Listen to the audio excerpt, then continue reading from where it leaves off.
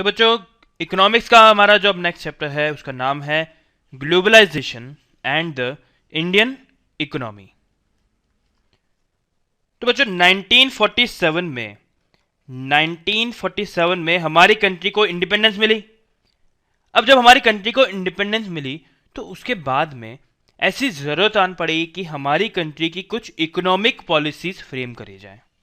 Economic policies का मतलब होता है कि कुछ इस तरह के रूल्स एंड रेगुलेशंस जो किसी भी कंट्री की इकोनॉमिक्स को कंट्रोल करती हो या रेगुलेट करती हो। तो अब हमारी कंट्री को भी एक इकोनॉमिक पॉलिसीज की जरूरत थी, क्योंकि 1947 से पहले तो हमारी कंट्री की जो इकोनॉमिक पॉलिसीज थी वो तो ब्रिटिश रूल के अकॉर्डिंग चलती थी। पर 1947 के बाद में ऐसी जरूरत आन पड़ी कि हमारी कंट्री की खुद की कुछ इकोनॉमिक पॉलिसीज होनी चाहिए जिससे हमारी कंट्री के जो लोग हैं उनका वेलफेयर हो जाए। भाई, जो ब्रिटिश इकोनॉमिक पॉलिसीज थी वो तो कुछ इस तरीके से थी कि ब्रिटिशर्स का वेलफेयर हो जाए, जबकि अब हमें कुछ ऐसी इकोनॉमिक पॉलिसीज बनानी थी जिससे कि हमारे जो इंडियन पॉपुलेशन है उसका कुछ वेलफेयर हो जाए। तो उस वक्त पे मतलब 1947 के टाइम पे दुनिया की जितनी भी कंट्रीज थी वहां पे सिर्फ दो टाइप की इकोनॉमिक्स चलती थी। ज्यादातर दो टाइप की इकोनॉमिक्स एक्सेप्ट करी जाती थी किसी भी कंट्री से। उसमें जो फर्स्ट टाइप की इकोनॉमिक पॉलिसी जो कोई भी कंट्री एक्सेप्ट करती थी वो कुछ इस तरीके से हुआ करती थी कि कंट्री में जो भी प्रोडक्शन का वर्क, किसी भी चीज को प्रोड्यूस करना है, जैसे फूड ग्रेन प्रोड्यूस करना है, सीमेंट प्रोड्यूस करना है, सॉल्ट प्रोड्यूस करना है, कुछ भी प्रोड्यूस करना है, वो प्रोडक्शन का काम इंडस्ट्रीज, जो बड़ी बड़ी इंडस्ट्रीज है, जैसे एजुकेशन इंडस्ट्री, रेलवे भी क्या है, एक ट्रांसपोर्टेशन इंडस्ट्री है, एयरवेज भी एक ट्रांसपोर्टेशन इंडस्ट्री है, डिफेंस भी एक इंडस्ट्री है। और इन दोनों के अलावा जो भी इकोनॉमिक एक्टिविटी होती है किसी भी कंट्री में, ये सारा जो काम है, ये पूरा जो काम है वो प्राइवेट सेक्टर के हाथ में हो। प्राइवेट सेक्टर का मतलब क्या हुआ? जो लोग होते हैं, जो इंडिविजुअल्स होते हैं, बिजनेसमैन होते हैं, बड़े बड़े इंडस्ट्रियलिस्ट होते हैं, इन सब लोगों के हाथ में ये सारी इकोनॉमिक एक्टिविटीज हो। और उस केस में गवर्नमेंट क्या करेगी? गवर्नमेंट इस प्राइवेट सेक्टर को रेगुलेट करेगी मतलब ये देखेगी, गवर्नमेंट देखेगी कि प्राइवेट सेक्टर को कुछ बदमाशी तो नहीं कर रहा, किसी भी तरीके से लोगों को चीट तो नहीं कर रहा। और इसके अलावा ये जो एक इकोनॉमिक पॉलिसी है, इसके अलावा एक टाइप की और इकोनॉमिक पॉलिसी थी जो उस वक्त पे काफी पॉपुलर थी। वो कुछ ऐसी थी कि जो भी ये प्रोडक्शन का वर्क है, इंडस्ट्रीज का जो वर्क है और ये इस टाइप का जो वर्क है, ये सारा काम गवर्नमेंट के हाथ में हो, या यूं कहे कि पब्लिक सेक्टर के हाथ में हो, पब्लिक सेक्टर के कंट्रोल में हो। तो क्या हो रहा है? एक टाइप की इकोनॉमिक पॉलिसी है जिसमें सारी economic activities private sector complete कर रहा है। एक टाइप की दूसरी इकोनॉमी है जिसके अंदर जितनी भी इकोनॉमिक एक्टिविटीज है वो गवर्नमेंट पूरी कर रही है। तो इस टाइप की जो इकोनॉमिक पॉलिसी होती है जिसके अंदर प्राइवेट सेक्टर जो होता है वो बहुत ज्यादा एक्टिव होता है, उसे बोलते हैं कैपिटलिस्ट इकोनॉमी। तो मैं आपको एक कंट्री का नाम बताता हूं जो कैपिटलिस्ट इकोनॉमी फॉलो करती है। वो कंट्री है United states of America, USA एक ऐसी कंट्री है जो totally fully capitalist economy follow करती है। अब देखिए, कुछ कंट्रीज हैं जो कि अपनी सारी इकोनॉमिक एक्टिविटी पब्लिक सेक्टर के हाथ में सौंप देती है, और इस टाइप की इकोनॉमी को बोलते हैं सोशलिस्ट इकोनॉमी। और इसका एग्जाम्पल है रशिया। तो बच्चों, जब हमारी कंट्री आजाद हुई तो 1947 में हमने अमेरिका की तरफ देखा और हमने रशिया की तरफ देखा, हमने इन दोनों कंट्रीज की इकोनॉमी की तरफ देखा। तो हमारे जो लीडर्स थे उस टाइम के, जो हमारे महान लीडर्स थे, उनके सामने ये दो टाइप की इकोनॉमिक पॉलिसीज थी जिसमें से उन्हें हमारी कंट्री के लिए कुछ चूज करना था। तो उस वक्त हमारी कंट्री की इकोनॉमी या तो कैपिटलिस्ट हो सकती थी या फिर वो सोशलिस्ट हो सकती थी।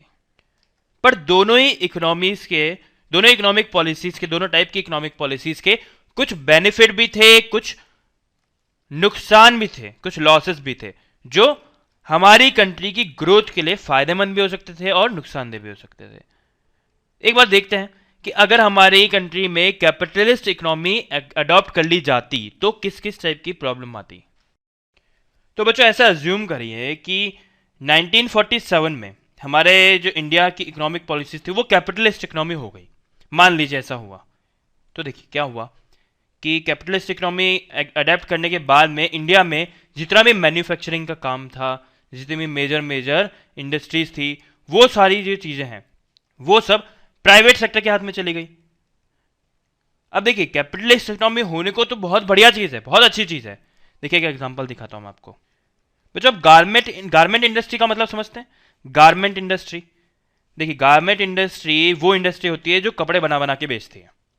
तो अब इंडिया में अगर कैपिटलिस्ट इकोनॉमी फॉलो करी जाती तो इंडिया में जो गारमेंट इंडस्ट्री है वो सब किसके हाथ में होती, वो प्राइवेट सेक्टर के हाथ में होती। तो अब मान लीजिए कि इंडिया में उस वक्त पे 150 कंपनीज ऐसी थी जो कपड़े बना बना के बेचती थी। मतलब इंडिया में टोटल पूरे इंडिया में 150 कंपनीज गारमेंट इंडस्ट्री में काम करती हैं। अब इनमें से 150 कंपनीज में से हर कंपनी चाहेगी कि उसका प्रॉफिट दूसरी कंपनी से ज्यादा हो।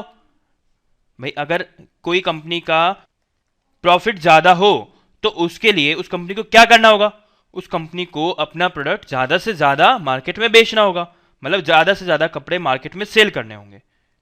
तो क्या होगा कि हर कंपनी कोशिश करेगी कि उसका मार्केट, उसके कपड़े जो है मार्केट में ज्यादा बिके। और कपड़ों को ज्यादा बेचने के लिए क्या चाहिए कि एक तो उसके कपड़ों की जो प्राइजेस हो वो बहुत ही लो हो, कम से कम रेट में कपड़े बेचे जाएं। साथ ही साथ उन्हें एक अच्छी क्वालिटी भी देनी होगी। भाई जिसके कपड़े की क्वालिटी अच्छी है उसी के कपड़े ज्यादा बिकेंगे, ऑब्वियस सी बात है।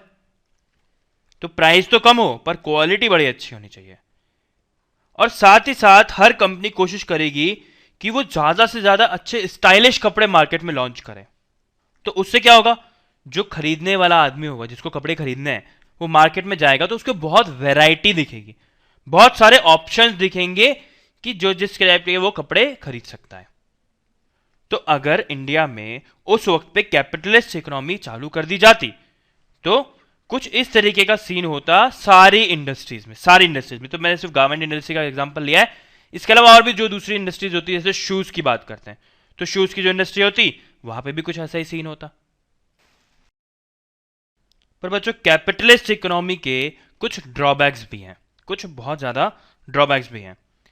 देखिए सबसे बड़ा ड्रॉबैक जो कैपिटलिस्ट इकोनॉमी का होता है वो है वेल्थ इन इक्वलिटी। हमारी कंट्री की जो टोटल वेल्थ है, पूरी जो कंट्री का जो पैसा है वो हमारी पॉपुलेशन में इक्वली डिवाइड नहीं है। इसका मतलब जो लोग रिच हैं, जो लोग हमारी कंट्री में रिच हैं वो और ज्यादा रिच होते ही चले जाएंगे, और हमारी कंट्री में जो लोग पुअर हैं वो और ज्यादा पुअर होते ही चले जाएंगे। देखिए आजादी के टाइम पे, इंडिया के इंडिपेंडेंस के टाइम पे जो लोग रिच थे, उस टाइम पे जो थोड़े बहुत रिच लोग थे, बहुत ज्यादा अमीर नहीं मगर ठीक ठाक अमीर जो लोग हैं, इनफैक्ट वो लोग भी अगर कोई बिजनेस चालू करते तो उनको बिजनेस में प्रॉफिट होना चालू होता, मतलब वो पैसा ज्यादा कमाने लग जाते। और जो पुअर लोग हैं वो तो बेचारे उस टाइम भी बिजनेस तो कर ही नहीं सकते थे, किसी भी तरीके का बिजनेस स्टार्ट कर ही नहीं सकते थे, क्योंकि बेचारे वो तो गरीब है ना, उनके पास पैसा कहाँ है बिजनेस स्टार्ट करने के लिए। तो उससे होता ये कि 10 साल 20 साल 30 साल बाद में जो रिच लोग थे, उस टाइम के जो रिच थे वो बहुत ज्यादा रिच हो जाते, और उस टाइम के जो पुअर लोग थे वो बहुत ही ज्यादा पुअर हो जाते। बच्चों इंडिया की इंडिपेंडेंस के टाइम पे कुछ हालात ऐसे थे कि इंडिया की मोर देन 50% पॉपुलेशन, आधे से ज्यादा population was very very poor. बच्चों इंडिया में जो भी पॉपुलेशन थी 1947 में, उसमें आधी से ज्यादा पॉपुलेशन तो बहुत ही ज्यादा गरीब थी। तो देखिए उस ऐसे केस में इंडिया का जो हमारा उस वक्त का जो सिनेरियो था, उस टाइम पे वेल्थ इनइक्वालिटी होने के चांसेस कितने ज्यादा थे, क्योंकि देखिए वहां पे पुअर तो बहुत ही ज्यादा थे और रिच लोग थे कम। अब कम लोग होते, रिच लोग कम थे, इसका मतलब ये हुआ कि जो कंट्री का जो वेल्थ है वो ज्यादा से ज्यादा अमीर लोगों में होगा, और अमीर लोग पॉपुलेशन वाइज बहुत कम थे, और पुअर लोग जो थे वो पॉपुलेशन वाइज बहुत ज्यादा थे। इसलिए कैपिटलिस्ट इकोनॉमी के होने से वेल्थ इनइक्वलिटी के होने का खतरा बहुत बहुत बहुत बहुत ज्यादा इंक्रीज हो जाता है। तो अब आपको ये क्लियर कट दिख रहा होगा कि इंडिया में उस वक्त पे हम कैपिटलिस्ट इकोनॉमी तो एक्सेप्ट नहीं कर सकते थे, कैपिटलिस्ट इकोनॉमी को तो हम बिल्कुल भी अडेप्ट नहीं कर सकते थे किसी भी हालत में।